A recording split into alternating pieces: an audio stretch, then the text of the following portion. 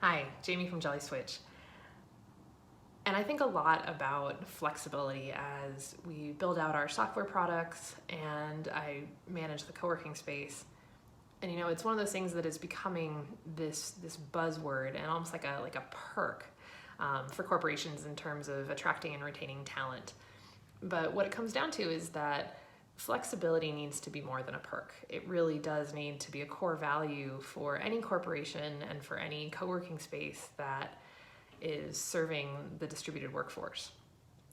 And really this pertains primarily to professional flexibility, because when we have professional flexibility, then we can also focus on the things that matter in our personal lives. And so this includes things like where we live. So do you have to live within commute distance of a corporate office, or are you able to be a remote employee several time zones away? And do you have the right support from your organization to allow you to do that well? It includes when we work. So are you a night owl? Can you work a rigid 40-hour work week during business hours? Or, having a flexible schedule that allows you to go to a kid's baseball game or a doctor's appointment, or even just being more forgiving about taking, personal or sick leave. These are areas that we need to be thinking about in terms of how to really implement flexibility as a core value. It also includes where we work. So, I obviously have a preference for working from a co-working space, but a lot of people do like being with their full team in a corporate office.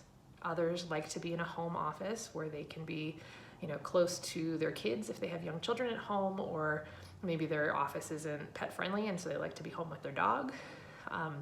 A lot of people like to work from coffee shops or libraries, hotel lobbies if you're traveling.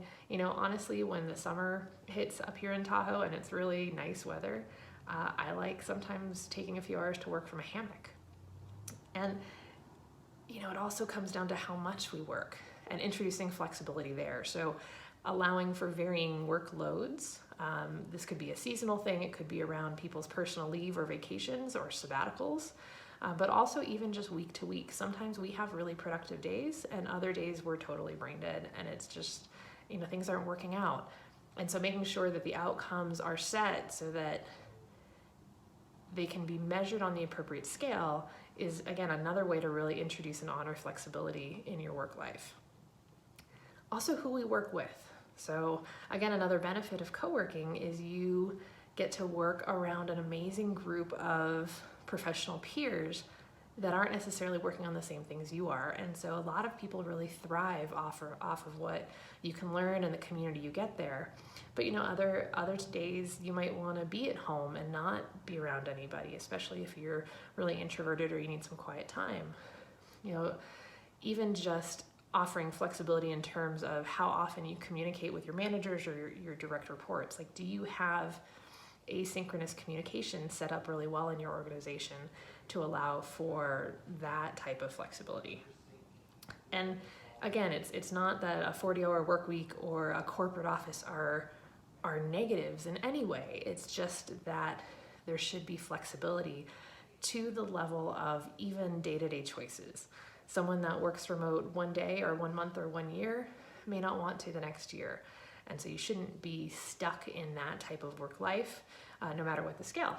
And so, like I said, it really needs to become a core value. And I think co-working spaces do really well to promote that. And I think there's a lot that we can do as an industry to continue pushing that forward as the workforce becomes more and more distributed. We are truly part of the infrastructure of the future of work. And I think we can really benefit a lot of employees from a professional sense and from their personal sense as well.